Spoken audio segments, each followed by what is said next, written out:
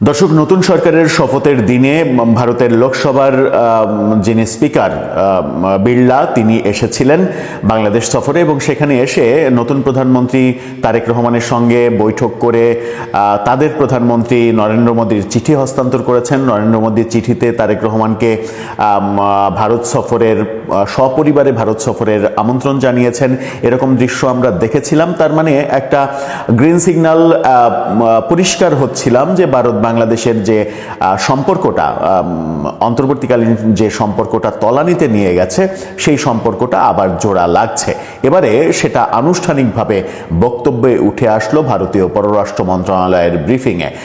পররাষ্ট্র মন্ত্রণালয়ের মুখপাত্র রণধীর জয়সওয়াল তিনি স্পষ্ট করে জানিয়ে দিয়েছেন ভারত বাংলাদেশ সম্পর্ক সামনে এগোচ্ছে। যখন এই ঘটনা ঘটছে তখন ভারতে দিল্লিতে অবস্থিত বাংলাদেশ দূতাবাসও নতুন খবর দিচ্ছে। সব মিলিয়ে ভারত বাংলাদেশের সম্পর্কের বরফ গলতে শুরু করেছে। চলুন একটু জেনে দেখি রণধীর জয়সওয়াল কি বলছেন, দিল্লিতে বাংলাদেশ হাই কমিশন থেকে কি বার্তা আসছে। থাকবেন দর্শক। বলছিলাম ভারত বাংলাদেশ সম্পর্কের বরফ গলতে শুরু করেছে, এটা দিল্লির আনুষ্ঠানিক বার্তায় এবার উঠে আসলো। পররাষ্ট্র মন্ত্রণালয়ের মুখপাত্র রণধীর জয়সওয়াল নিয়মিত ব্রিফিংয়ে এই ব্যাপারটা নিশ্চিত করেছেন। সমকালের এই শিরোনামটা দেখে নিন। সেখানে বলা হচ্ছে বাংলাদেশের নতুন সরকারের সঙ্গে কাজ করতে আগ্রহী ভারত। জয়সওয়াল একেবারে স্পষ্ট করে জানিয়ে দিয়েছেন নতুন সরকারের সঙ্গে কাজ করতে চান। এর আগে অন্তর্বর্তীকালীন সরকারের আমলে তারা স্পষ্ট বলেছিল যে এই সরকারের সঙ্গে তারা কোনো ধরনের কোনো সম্পর্ক তৈরি করতে চায় না, অর্থাৎ অন্তর্বর্তীকালীন সরকারকে তারা স্বীকৃতিই দেয়নি। এবারে যে ব্যাপারটা উঠে আসলো সেটা হচ্ছে যে নতুন সরকারের সঙ্গে কাজ করতে চান রণধীর জয়সওয়াল বলেছেন বাংলাদেশের সঙ্গে বহুমাত্রিক দ্বিপক্ষীয় সম্পর্ক আরও জোরদার করতে আগ্রহী ভারত। সাপ্তাহিক ব্রিফিংয়ে আজকে বলেছেন, আপনারা জানেন বাংলাদেশের নির্বাচনে বিএনপির বিজয়ের পরপরই প্রধানমন্ত্রী নরেন্দ্র মোদী তারেক রহমানকে অভিনন্দন জানিয়েছেন। লোকসভার স্পিকার ওম বিড়লা 17 ফেব্রুয়ারি বাংলাদেশের নতুন সরকারের শপথ অনুষ্ঠানে যোগ দিয়েছেন। তিনি নরেন্দ্র মোদীর একটি চিঠি তারেক রহমানের কাছে হস্তান্তর করেছেন। জয়সওয়াল জানিয়েছেন ওই চিঠিতে একটি গণতান্ত্রিক, প্রগতিশীল ও অন্তর্ভুক্তিমূলক বাংলাদেশ গড়তে ভারতের প্রতিশ্রুতির কথা তুলে ধরা হয়। আবারও সেই অন্তর্ভুক্তিমূলক ব্যাপার ভারত বলছে, যেখানে সব দলের রাজনীতি করার অধিকার থাকতে হবে। ঐতিহাসিক ও উষ্ণ সম্পর্কের ভিত্তিতে দুই দেশের বহুমাত্রিক সহযোগিতা আরও সম্প্রসারণের আশা প্রকাশও করেন তিনি। বাংলাদেশ ভারতের মধ্যে বাণিজ্য, যোগাযোগ, জ্বালানি, নিরাপত্তা, সংস্কৃতি বিনিময় সহ বিভিন্ন ক্ষেত্রে সহযোগিতা রয়েছে। নতুন সরকারের অধীনে এই সম্পর্ক আরও গভীর হবে বলে আশা তার। ব্রিফিংয়ে ভারত বাংলাদেশের মধ্যকার ভিসা কার্যক্রম নিয়েও কথা বলেছেন জয়সওয়াল। তিনি বলেন, এসব বিষয় নিয়ে পর্যায়ক্রমে বাংলাদেশ সরকারের সঙ্গে নয়াদিল্লির আলোচনা হবে। এই ব্যাপারটা তিনি যখন বলছেন, ভিসা কার্যক্রমের ব্যাপারটা তিনি যখন বলছেন, তখন বাংলাদেশের গণমাধ্যম নিশ্চিত করছে, এখন টেলিভিশনের এই শিরোনামটা, সেখানে বলা হচ্ছে দিল্লিতে পুনরায় ভিসা সেবা চালু, বাংলাদেশ ভারত সম্পর্কের বরফ গলার ইঙ্গিত। অর্থাৎ দিল্লিতে বাংলাদেশের যে দূতাবাস, সেই দূতাবাসে ভারতীয় নাগরিকদের ভিসা দেওয়ার কার্যক্রম আবারও শুরু হয়েছে। এই শুরু হওয়ার বার্তাটা স্পষ্ট করে বলে দেয় যে ভারত বাংলাদেশের সম্পর্ক প্রফেসর ইউনূস ইচ্ছাকৃতভাবে যেটা নষ্ট করেছিলেন, সেই জায়গা থেকে বিএনপি সরকার সরে এসেছে এবং ভারতের সঙ্গে সম্পর্ক পুনরায় জোড়া লাগানোর মিশন তারা শুরু করেছে। সেই ক্ষেত্রে আমরা ফরমালি ইনফরমালি যে তথ্যটা বিভিন্ন দিক থেকে জানতে পারছি, সেটা হচ্ছে যে ভারত সরকারের অন্যতম একটা চাওয়া রয়েছে এবং এই নির্বাচনটাও যে এত তাড়াতাড়ি হয়েছে, সেখানে ভারতের চাপটা যে ছিল সেটা একেবারে প্রকাশ্য ব্যাপার হিসেবে আমরা দেখেছি। ভারতের বিদেশি কয়েকটা শক্তির চাপে প্রফেসর ইউনূস ফেব্রুয়ারিতে নির্বাচন দিয়ে চলে যেতে বাধ্য হয়েছেন, তার মধ্যে ভারত অন্যতম। এবং ভারতের বর্তমান চাওয়ার মধ্যে অন্যতম একটা ব্যাপার, সেটা হচ্ছে যে অন্তর্ভুক্তিমূলক রাজনীতি, অর্থাৎ আওয়ামী লীগের ওপরে যে নিষেধাজ্ঞা দিয়েছে প্রফেসর ইউনূসের সরকার, সেটা তুলে নিতে হবে। তুলে নিয়ে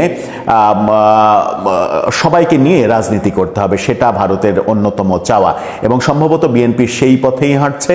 বিএনপিও বিশ্বাস করে গণতান্ত্রিক রাজনীতিতে কোনো দলকে নির্বাহী আদেশে নিষিদ্ধ করা এটা কোনো ভালো লক্ষণ নয়। দর্শক, আপনার কি ভাবনা? কোন দিকে যাচ্ছে ভারত বাংলাদেশ সম্পর্ক? কোন দিকে যাচ্ছে আওয়ামী লীগের রাজনীতি? নতুন সরকার আসার সাথে সাথে ভারত ভিসা নিষেধাজ্ঞা তুলে নিচ্ছে। ইতিমধ্যে তারা ঘোষণাও করেছে নানান অনুষ্ঠানে, এবং এর একটা পদক্ষেপ ভারত বাংলাদেশের সাথে সম্পর্ক স্বাভাবিক করার ক্ষেত্রে অগ্রণী ভূমিকা নিয়েছে। একথা বলার অপেক্ষা রাখে না। ভারতের লোকসভার স্পিকার এসছেন, তারপরে পররাষ্ট্র সচিব বিক্রম মিশ্রি এসছেন। এই প্রতিনিধি আসার মধ্য দিয়ে তারা বার্তা দিয়েছে যে গত 15 মাসে বা 16 মাসে ইউনূস সরকারের সময় যেই পরিস্থিতিটা ছিল, দুই দেশের মধ্যে যাতায়াত যোগাযোগ প্রায় বন্ধ হয়ে যাচ্ছিল, শুধু বাণিজ্যিক ক্ষেত্রে অল্প বিস্তর যোগাযোগটা ছিল, সেই জায়গাটা উন্মুক্ত করার মধ্য দিয়ে ভারত কিন্তু এগিয়ে আসছে। এটা একেবারেই পরিষ্কার।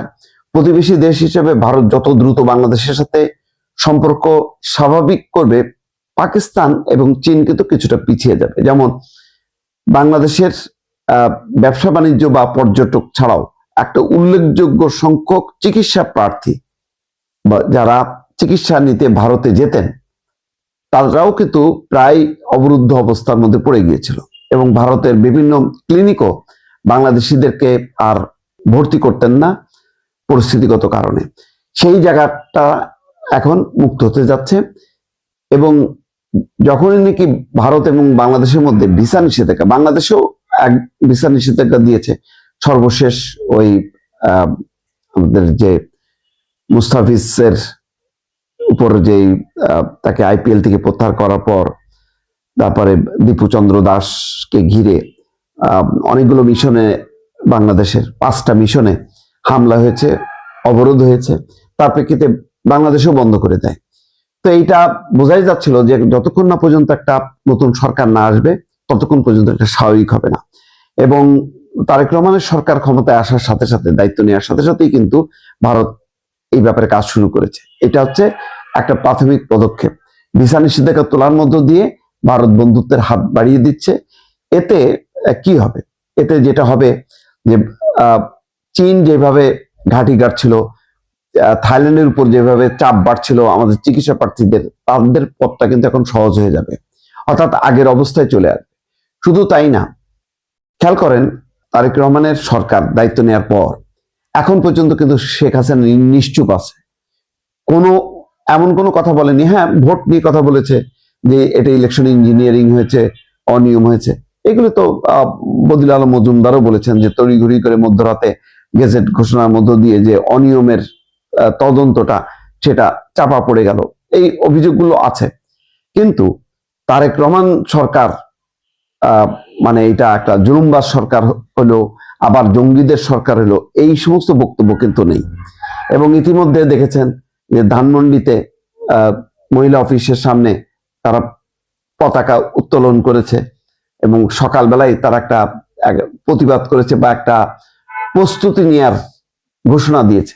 বাংলাদেশের অনেকগুলো জায়গায় জেলা শহর বা উপজেলাতে আওয়ামী লীগ তার দলীয় কার্যক্রম শুরু করেছে তাদের অফিস উদ্বোধনের মধ্য দিয়ে, এবং কোথাও বাধা হয়েছে কিন্তু অনেক জায়গায় তারা সেই বাধা অতিক্রম করতে পেরেছে। এবং প্রশাসন এই কারণে খুব চড়াও হয়েছে সেই খবরও কিন্তু নেই। তার মানে একটা প্রচ্ছন্ন ইঙ্গিত আছে যে ঠিক আছে, তোমরা চালায় যাও।